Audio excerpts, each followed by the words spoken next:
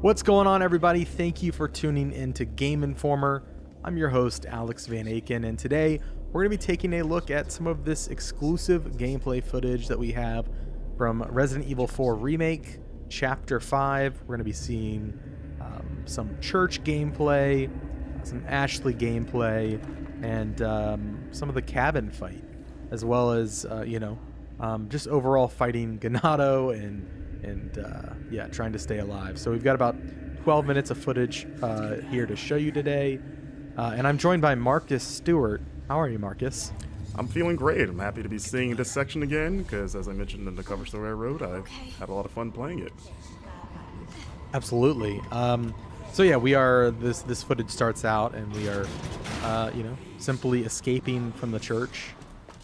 This is how many hours into the game would you say this is, Marcus? Yeah, it's hard to say because we don't know how long the other chapters are. It's got to be at least probably like 3-ish hours, I would guess. Yeah. This is not our gameplay, by the way. If people are wondering, this is a B-roll that Capcom provided, so this is someone on the team playing, not us. Yes, we did play through this section, everything that you see today. An important disclaimer, Capcom did help out with accommodations for travel. That means like flights, hotel, in association with this cover trip. We didn't have any of those conversations. Like, that's our bosses that handle all that. We kind of just show up and do our job, but it is an important disclaimer. That being said, we are not influenced by that. Roost, I've secured Baby Eagle. Copy that. Is she okay? Affirmative. Well done, Condor 1. I'll dispatch a chopper ASAP. I'm sending you the coordinates for the extraction point. Make your way there, and don't let anything happen to Baby Eagle. Copy that. Hurry. The weather is getting worse. Roost out. So you see the Hunnigan conversations are in-game now, which is nice. You can kind of move around while it's happening. Yeah, nice shot of the map there, going to the helicopter extraction point where nothing will go wrong, I'm sure. So yeah, in the beginning you saw Leon and Ashley sort of just talking about like, hey, we need to get out of here. Fun fact, without spoiling, there's a little extra area in that upper deck that you can find if you don't want to just beeline it straight for that ladder. So keep an eye out up there. I found it on my playthrough. So yeah, we are making our way through here. Leon being a gentleman, moving that out the way because he's all big and strong. Spread out. Okay.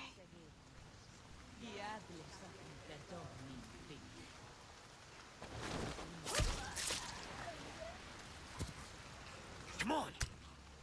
Okay. And yeah, this part was pretty fun to get through. I tried to get through it stealthily the first couple times.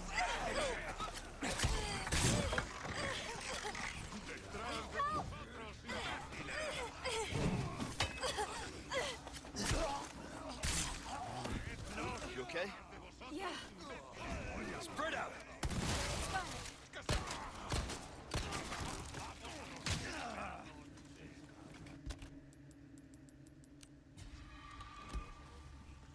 So you're gonna notice there's gonna be a few jumps in the clips here. Again, that's a Capcom thing, so this isn't going to be a straight run through of the chapter. It's gonna jump around at points, but as you can see, the flash grenades still very effective against those tentacle transformed Ganado.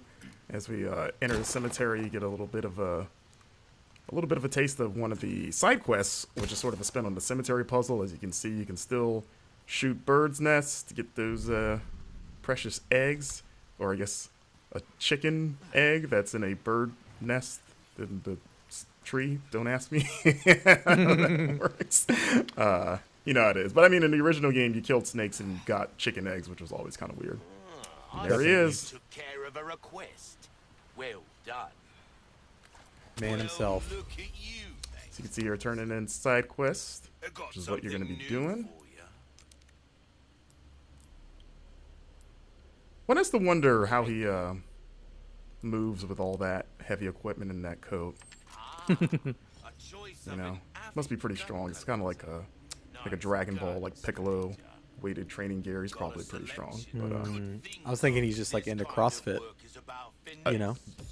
we we don't know. He's a mysterious figure. As you see, we're upgrading our equipment here. You can upgrade knives now, as mentioned in the cover story, which is nice, which you're going to be needing because they have limited durability. And you're going to be using it quite a bit for the new parry mechanic, which I enjoy. And you can see there's another side quest right there. You're going to want to keep an eye out in the environment for those blue flyers. Oh, so there's the Wild Doll quest. That was one of the more involved quests that we saw so far. Absolutely. We need to keep moving. And you won't see the solution in this footage, but you will see sort of what's on the other end of this side quest for you.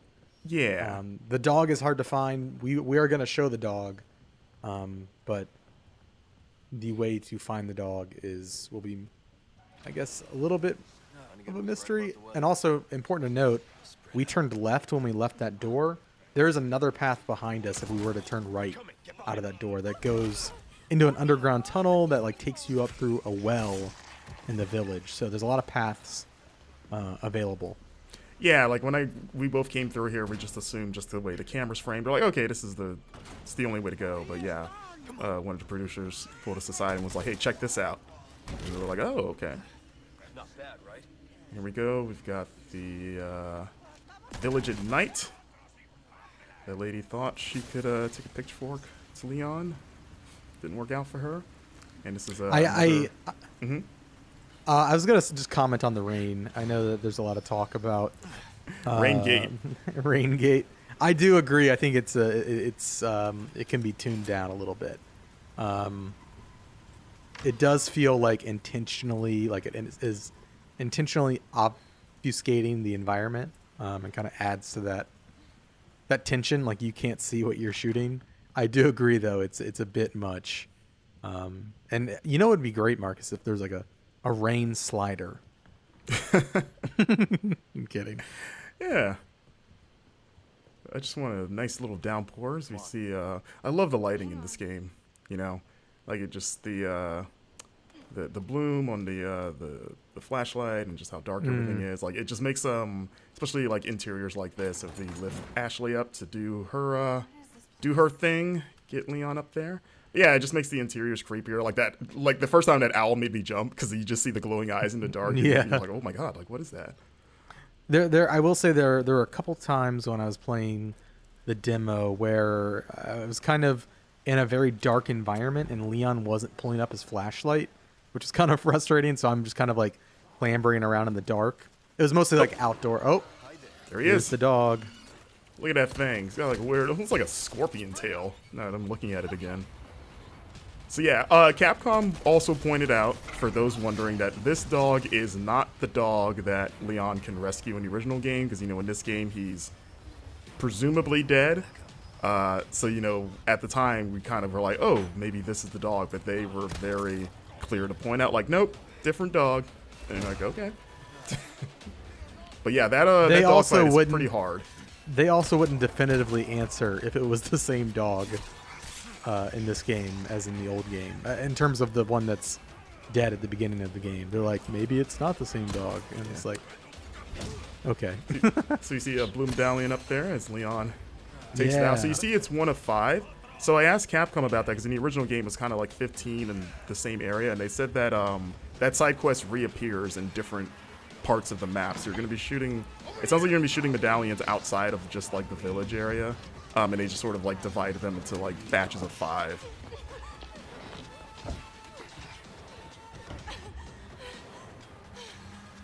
You. Hey. Listen, bumped earlier. Yeah, about that. Hey, I see you found your missing senorita. Senorita has a name, Miss Ashley. You are? Who are you? What are you doing here? Very good questions, unfortunately. Hide, now. Okay. It's game time. And due to the cuts, there's a lot of that village before the bridge that we ran over that you can, you know, fight through and explore. Like there's a lot that they didn't show in this footage. It's where, at least during our playthrough, the brute first appears, the cow-headed enemy. Right. in that area just before the bridge that we crossed. But Yeah, because in the footage we've put out of this, people have seen the cow guy shows up in this appears fight, here. but you Yeah. actually fight him well before this. So Yeah, so when it he seems shows like up in he's the gonna fight- be what were we saying? Yeah, he's definitely a recurring enemy, but when he shows up in the fight, you've already had to fight him before, and so I feel like it's extra tense because it's like, oh my god, I gotta fight this guy now. Yes. so- I saw some people speculating that he might be a single persistent enemy that follows you. I'm No. pretty sure that is not the case. Yeah, I think he's No, just another I have- enemy type. I have killed him several times in different areas. Yeah. Just a new enemy type. So this fight was pretty wild, as it is in the original, but even more so here. And there he is, Mr. Bullman. There's been a lot of like back and forth, like is he a cow, is he a bull? But I was like, he's got a horn there, not the a bull thing. Well, a bull is just a cow. It's a male cow. I mean, yeah, they're the same thing, but you know, like bulls have horns. Okay, You know. that's fair. That's fair. Listen, He's got a single horn there. It looks like as Leon just gets pummeled.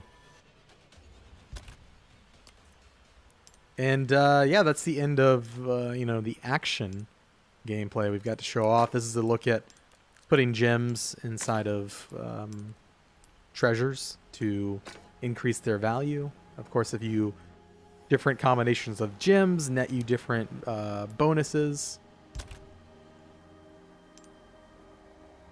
There are now customized cases that have different bonuses. So like the black case has an increased drop rate for L resources. Yeah. And you can pick up charms as well, a little chicken charm. The charms and the cases, they give you little passive bonuses. Yeah. And you can do that stuff in the typewriter menu, as you saw. So you can't do that all the time, just when you reach those save